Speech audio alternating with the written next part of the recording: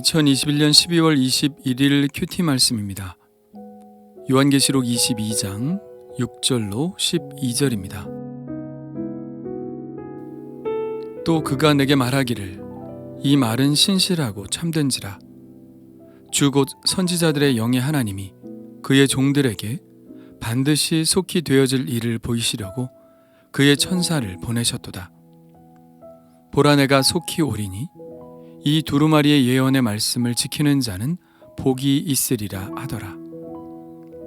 이것들을 보고 들은 자는 나 요한이니 내가 듣고 볼 때에 이 일을 내게 보이던 천사의 발 앞에 경배하려고 엎드렸더니 그가 내게 말하기를 나는 너와 내 형제 선지자들과 또 이 두루마리의 말을 지키는 자들과 함께 된 종이니 그리하지 말고 하나님께 경배하라 하더라. 또 내게 말하되 이 두루마리의 예언의 말씀을 인봉하지 말라. 때가 가까우니라. 불의를 행하는 자는 그대로 불의를 행하고 더러운 자는 그대로 더럽고 의로운 자는 그대로 의를 행하고 거룩한 자는 그대로 거룩하게 하라. 보라 내가 속히 오리니 내가 줄 상이 내게 있어 각 사람에게 그가 행한 대로 갚아주리라. 아멘. 천사가 요한에게 말합니다. 이 말은 신실하고 참되다. 여기서 이 말이란 요한이 받은 계시의 말씀 전체를 말합니다. 이제 요한은 계시의 마지막 기록에 도착하죠. 그래서 그는 한 가지 개별적인 사건이 아니라 그가 받은 전체 계시에 대해서 이야기하고 있습니다. 이 계시의 말이 왜 신실하고 참될까요? 우선은 신실하고 참되신 분이 말씀하셨기 때문입니다.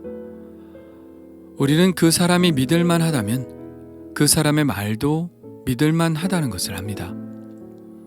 이 계시의 말씀을 주신 분이 누구신가요? 주 곧 선지자들의 영의 하나님이시죠. 지금까지 영을 통해 선지자들에게 끊임없이 말씀해 오셨던 그 하나님이 말씀하셨기 때문에 우리는 이 말씀들이 진실하고 참되다는 것을 인정할 수 있습니다. 어떤 말이 신실성과 참됨을 인정받기 위해서는 또한 그 말들이 지금까지 틀림없이 이루어졌을 때 앞으로도 이루어질 것이라는 사실을 믿을 수 있습니다. 그런 의미에서 주 곧 선지자들의 영의 하나님이시라는 말은 우리에게 신뢰를 주죠. 하나님께서 선지자들을 통해 말씀하신 예언들이 신약에 와서 모두 성취되었기 때문입니다. 우리는 현실을 해석할 때 과거의 말을 가지고 해석하죠. 현실에서 일어난 일이 과거에 하나님께서 예언하신 것과 일치하다면 우리는 현실의 사건에 대한 믿음을 가질 수 있습니다. 그 믿음은 그리고 미래에 대한 예언에까지 적용이 되죠. 지금까지 선지자들을 통해 예언된 말씀들이 이루어진 것이 사실이라면 우리는 앞으로 일어날 일에 대해 말씀하신 하나님의 말씀이 신실하고 참되다는 것을 인정할 수 있는 것입니다. 천사는 예수님의 말씀을 빌어 이렇게 말합니다. 보라 내가 속히 오리니. 그동안 계시록 전체에서 이 속히 온다는 말씀은 고작 3번밖에 등장하지 않았습니다. 1장 1절에 반드시 속히 일어날 일들이라고 말씀하고 있고 2장 16절에 내가 속히 가서 그리고 3장 11절에 내가 속히 오리니 이렇게 3번 나오죠. 그런데 계시록의 마지막 장인 22장에서만 이 말씀은 4번이나 반복되어 등장합니다. 6절에 반드시 속히 되어질 일, 7절에 내가 속히 오리니, 12절에 또 내가 속히 오리니, 20절에 진실로 내가 속히 오리라. 이렇게 같은 말이 반복된다는 것은 그만큼 강조하고 싶은 메시지라는 것이죠. 10절의 말씀도 주님의 이 말씀을 더욱 강화시키는데요. 또 내게 말하되 이 두루마리의 예언의 말씀을 인봉하지 말라. 때가 가까우니라. 천사가 왜 예언의 말씀을 임봉하지 말라고 한 것일까요? 때가 가까울 것이기 때문이죠. 이제 이 일들이 걷잡을 수 없이 막 드러나게 될 일이기 때문에 임봉할 필요가 없다는 것입니다. 이것은 과거에 다니엘에게 하셨던 말씀과는 정반대죠. 그때는 이렇게 말씀하셨습니다. 다니엘아, 마지막 때까지 이 말을 간수하고 이 글을 봉함하라. 많은 사람이 빨리 왕래하며 지식이 더하리라. 다니엘이 계시를 받을 때는 이 계시가 이루어질 날이 아직 많이 남은 때였습니다. 그가 받은 계시는 사람들이 빨리 왕래하며 지식이 더하게 되는 그 시대에 일어날 일이었죠. 사람이 빨리 왕래한다는 것은 교통수단이 발달한다는 것이겠고, 지식이 더한다는 것은 지식정보화 사회가 된다는 말인데, 물론 이 세계가 지금보다 더 빨리 왕래하고 더 많은 지식을 축적할 수 있게 될지는 모르지만, 그래서 주님의 날이 더 늦게 올 수도 있겠지만, 이 세계가 어떤 방향으로 가게 될지에 대해서는 정확하게 본 것 같습니다.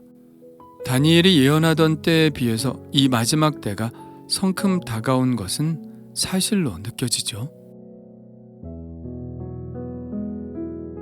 11절의 말씀도 속히 오리라는 말씀을 뒷받침하는 말씀입니다. 이렇게 말씀합니다. 불의를 행하는 자는 그대로 불의를 행하고, 더러운 자는 그대로 더럽고, 의로운 자는 그대로 의를 행하고, 거룩한 자는 그대로 거룩하게 하라. 이건 무슨 말씀일까요? 하나님은 회개하기를 바라시는 분이 아닐까요? 아니죠. 하나님은 모든 사람이 구원을 받으며 진리를 아는 데 이르기를 원하시는 분입니다. 그러므로 이 말씀은 하나님의 마음이 그렇다는 이야기가 아니라 시간이 급하기 때문에 회개할 여유, 마음을 돌이켜 변화될 여유가 없다는 것을 강조한 말입니다. 그런데 과연 시간이 있다고 변화될 것인가 하는 의문도 듭니다. 다니엘서에는 예언의 말씀을 봉함하라고 말씀하신 후 이런 말씀을 또 하시는데요. 많은 사람이 연단을 받아 스스로 정결하게 하며 희귀할 것이나 악한 사람은 악을 행하리니 악한 자는 아무것도 깨닫지 못하되 오직 지혜 있는 자는 깨달으리라. 깨달을 사람들은 깨닫는다는 것입니다. 구원을 갈구하는 사람들도 있겠죠. 그러나 다 그렇지는 않습니다. 모든 사람을 구원하시는 것이 하나님의 바람이지만 때는 그들을 기다려주지 않죠. 하나님은 오래 참으시는 분이지만 끝까지 참으시는 분은 아닙니다. 계시된 말씀처럼 마지막 때는 곧 올 것이고 악한 자들은 그 악함을 간직한 채 종말을 맞게 될 것입니다. 요즘 사람들 하는 말 중에 나 그냥 이렇게 살다가 죽을래 라는 말을 하죠. 날 변화시키려고 노력하지 말라는 것이죠. 나는 내가 하고 싶은 거 하고 살다가 죽겠다는 것입니다. 이것이 현대인들의 강팍함을 단적으로 드러내주는 말이 아닐까요? 그러나 그렇다고 하더라도 우리는 멈출 수 없죠. 주님이 오시는 그날까지 한 영혼이라도 더 세마포 옷을 입고 어린 양의 찬양하는 그 자리에 서도록 해야 할 것입니다. 그런데 그때 당시 속히 오신다는 주님은 왜 아직 오시지 않을까요? 이런 의문이 드는 것은 당연하죠. 1세기의 그리스도인들에게도 속히였고 5세기의 그리스도인들에게도 속히 오신다는 주님의 말씀은 있었을 것입니다. 18세기에 살던 사람들도 그랬을 것이고 21세기에 살고 있는 우리들도 이 말씀을 듣고 있죠. 그렇다면 이 속히라는 단어는 우리가 생각하는 개념과 좀 다르다는 생각을 해야 하지 않을까요? 물리적 시간의 개념에서도 그렇습니다. 주께는 하루가 천년 같고 천년이 하루 같으신 분이라고 성경은 이야기하고 있죠. 그러니까 하나님의 시간 개념과 우리의 시간 개념은 다르다는 것입니다. 이에 그렇게 이해할 수도 있습니다. 그러나 주님이 우리에게 속히라는 말씀을 주신 것은 이 시간을 연대적인 시간의 개념이 아니라 당신의 자녀들의 신앙적 결단의 삶의 측면에서 이야기하시는 것으로 받아들이는 것이 더 나을 듯합니다. 이 세계에 사는 모든 사람들은 자신들의 종말을 바라보아야 하죠. 각자가 맞이하게 될 종말의 사건은 그럼 무엇일까요? 2절의 말씀일 겁니다. 보라, 내가 속히 오리니 내가 줄 상이 내게 있어 각 사람에게 그가 행한 대로 갚아주리라. 종말에 우리가 만나야 할 사건이 바로 이것입니다. 그런데 만일 주님이 천천히 오신다고 하신다면 우리는 신실하게 주님의 말씀을 지키며 살아가게 될까요? 그러지 않을 겁니다. 인간의 속성이 그렇습니다. 오죽하면 마감이 구원이다 라는 말이 있겠습니까? 우리는 마감날이 없다면 어떤 행동을 하게 될까요? 원고 마감날이 있기 때문에 작가가 글을 쓰는 것입니다. 시험날이 있기 때문에 학생들이 공부를 하는 것이고요. 건물이 완공되어야 할 날이 있기 때문에 부지런히 일을 하는 것이죠.